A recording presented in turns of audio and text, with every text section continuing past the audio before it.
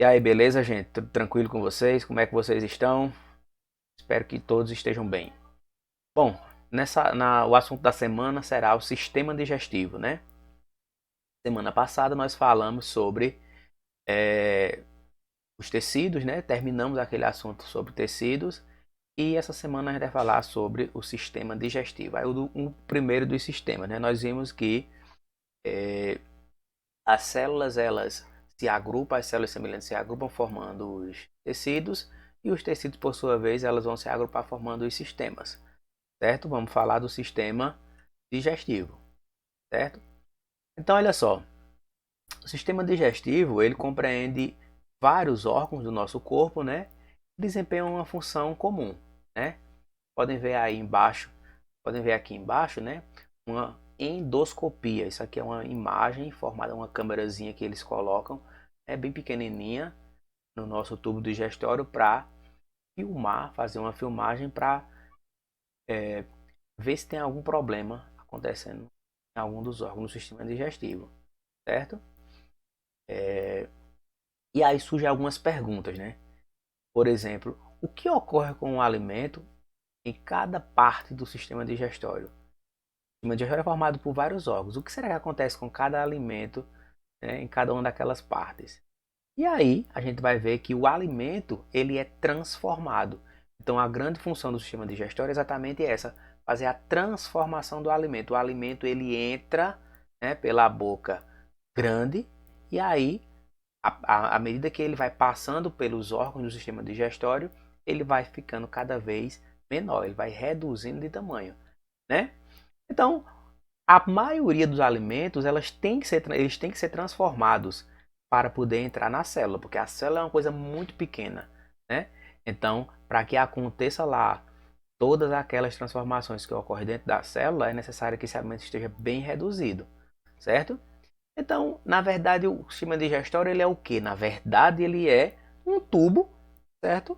Ele é um tubo, tá aqui, ó, sistema digestório, tá aqui o sistema digestório. Nada mais é do que um tubo, certo? Um tubo onde é, o alimento ele passa por esse tubo e ele vai recebendo enzimas. Enzimas são substâncias que vão ajudar a digerir, a transformar esse alimento, beleza?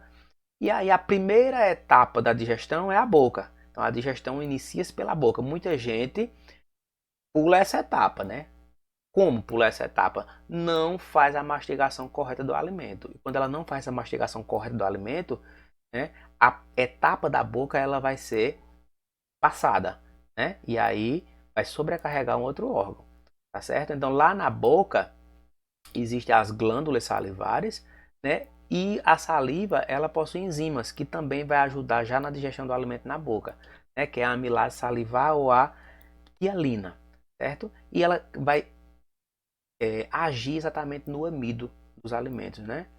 E vai transformar em partes menores.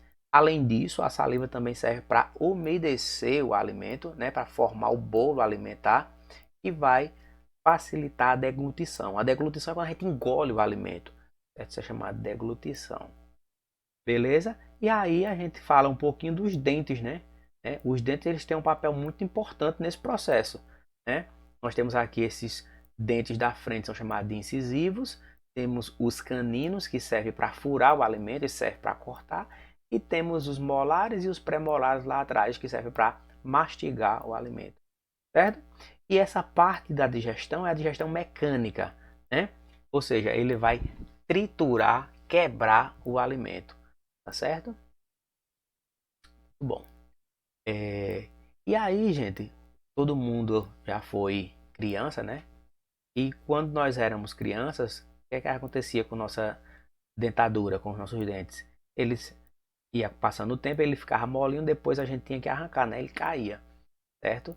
Então o que acontece é que a gente nasce com os dentes de leite, certo?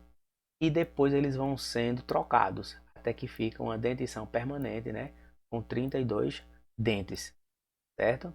E aí nós temos aqui um exemplo de um dente, onde nós podemos ver as partes que compõem o dente. A gente vê apenas essa parte aqui, né, do esmalte, mas nós temos também logo abaixo a dentina e temos também a polpa e temos também a raiz do dente. É isso? Então, E essa parte externa, o esmalte, ela está adaptada para quebrar o alimento. Por isso que ela é forte, né? Ela é formada por cálcio, né? Que é uma substância muito dura, tá bom?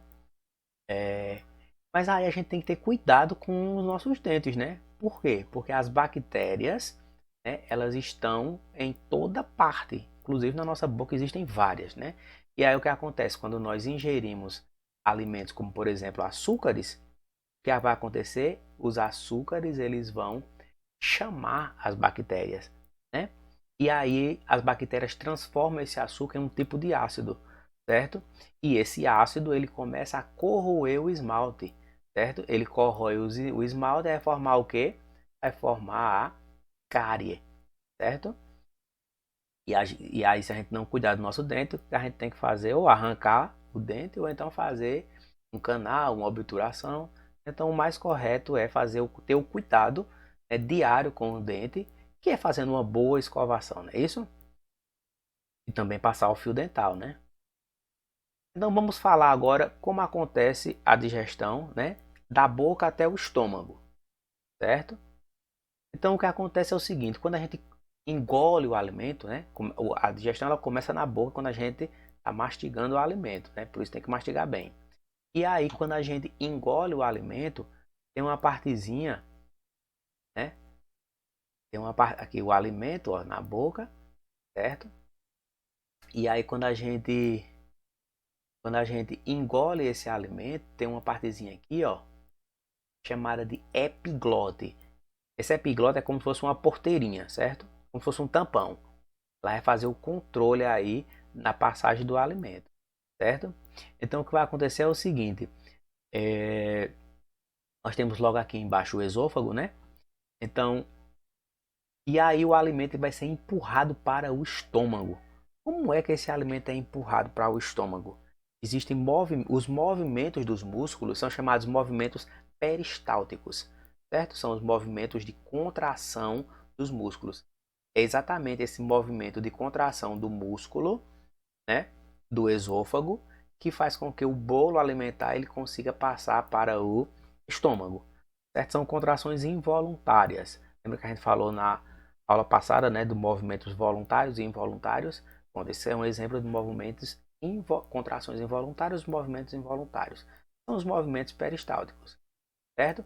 E aí nós temos aqui a laringe, né? E temos também aqui a traqueia, certo? Então o que vai acontecer? O alimento ele vai ser engolido, certo? E aí a epiglote ela vai fazer. Qual vai ser o papel da epiglote? Ela não vai permitir que o alimento ele passe para o sistema respiratório. E o que acontece, por exemplo, se essa epiglote por um acaso ela não funcionar? Aí o alimento ele vai. Quando o alimento ele vai pelo caminho errado, aí acontece o que a gente chama de engasgo. A gente começa a se engasgar. Quando a gente se engasga, é porque o alimento a epiglote ela não fechou a passagem e o alimento foi, né, para um caminho errado do sistema respiratório, tá certo? Então tá aqui o alimento, ó, desceu, a epiglote fechou, a epiglote é isso aqui, certo? E o alimento ele vai descer, né, pelo esôfago até chegar lá embaixo no estômago, tá certo? E agora chegamos no estômago, né? Tá aqui o estômago, certo? E no estômago acontece uma coisa bem interessante, né? Então, quando o alimento ele chega no estômago, ele já chegou bem mais diluído, dissolvido. As estruturas estão bem mais reduzidas. A cada etapa do sistema digestório, o alimento ele vai ficando menor, certo? E lá no estômago também acontece a digestão mecânica, que é esses movimentos. O músculo do estômago também tem os movimentos peristálticos, certo? Só que, além disso, lá o estômago ele também produz um suco chamado suco gástrico, certo? Esse suco gástrico ele é ácido, certo? E aí essa acidez vai ajudar também a dissolver essas substâncias, né? A reduzir. O suco gástrico ele tem o ácido clorídrico, certo? E também tem a pepsina e vai atuar exatamente nas proteínas. Então, a digestão das proteínas ocorre aonde? No estômago, tá certo? E aí inicia-se a digestão química. Qual a diferença da digestão mecânica para a digestão química? A diferença é que na mecânica não há atuação de nenhuma substância, como por exemplo o suco gástrico. É apenas os movimentos. Já a digestão química, as substâncias vão auxiliar nesse processo, tá bom? Como acontece aqui. Beleza? O que vai acontecer? Depois do estômago, o alimento ele vai para o intestino delgado, certo? E lá no intestino delgado nós temos o duodeno, o jejum e o íleo. E lá é que vai acontecer a absorção desses nutrientes que estão bem mais reduzidos, tá bom? Então nós temos aqui o fígado, tudo isso são órgãos anexos. Temos o estômago, certo? Temos aqui um ducto, que é um canalzinho que leva a bile que é produzida pelo fígado, certo? Ao intestino. A bile é um líquidozinho, também vai atuar na digestão. Temos o pâncreas, também é um órgão anexo, que também vai produzir sucos líquidos, que vai também ajudar na digestão, certo? Temos a vesícula biliar. E aqui nós temos uma abertura que há, né, dos ductos da vesícula biliar e dos pâncreas. Ductos do pâncreas.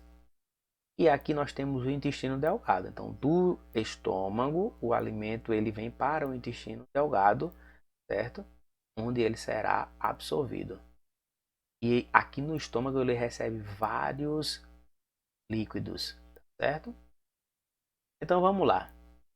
No duodeno são lançados secreções, certo? Secreções para também facilitar nessa digestão, né? O pâncreas ele produz o suco pancreático, né? O fígado produz a bile, certo? E por a aula de hoje é isso. Na próxima aula a gente continua mais com o sistema digestório, beleza? Valeu, gente.